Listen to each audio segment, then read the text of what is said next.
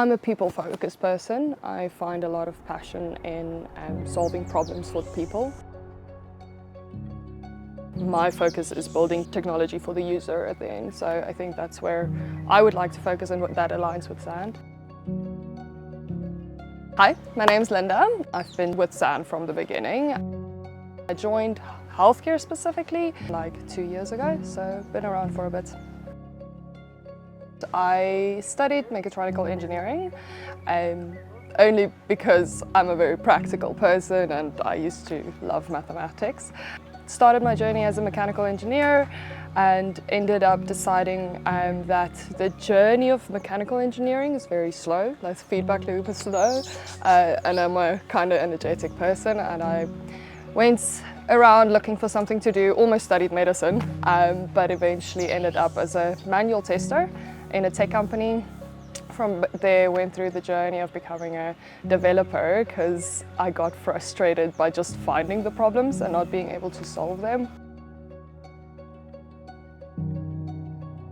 What drew me to SAND is essentially the Africa view. As a South African, I'm very passionate about Africa in itself, and I think how the view to build and encourage Africa in itself and put Africa out in the world is something that I have found as a main driver why I wanted to be with SAND. Together with the get stuff done whole persona that SAND drives is also the fact that it makes things scrappy and it's quick solutions, which is a good thing, but eventually you need to focus on the quality of the solution. And in the generation of AI, obviously there's a lot of noise, and I think that's the challenge we're sitting with now, is making sure we're sticking to the quality and building that out. My first journey to Rwanda as part of this team was to carry a 12 kg projector on the plane to come and put up a 3D map of healthcare facilities within Rwanda. And I think it was a smart move where we had to visualize and bring the client with to actually see where the facilities are and how they're located across the country. So that was the first step. So I started projecting 3D maps onto, or 3D visualizations on a 3D map. But it quickly became where we connected with SFH and understanding where their facilities are, but some of them not being digitized, so they couldn't accurately serve the population in the catchment area.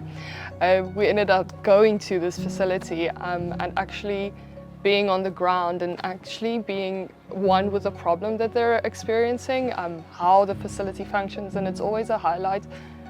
And the low light, I could say, is to see what the problems really are and being passionate about solving them. That eventually led to being able to talk to the Ministry of Health. Eventually we were able, or they invited us with, to go to a workshop where they were launching a new electronic medical record for facilities. And we were there on the ground learning from the people that are building these systems.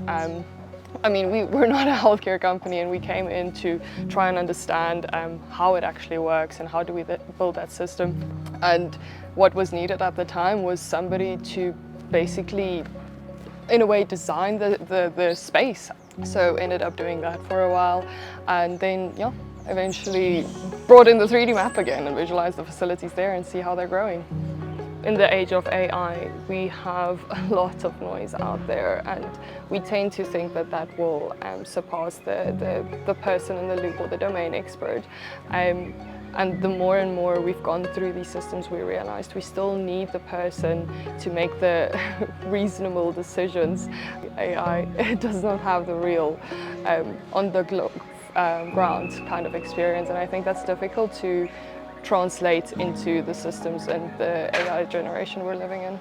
The thing that I value the most is having that FDE embedded with the user, understanding their real problems and being able to solve them with the user in mind.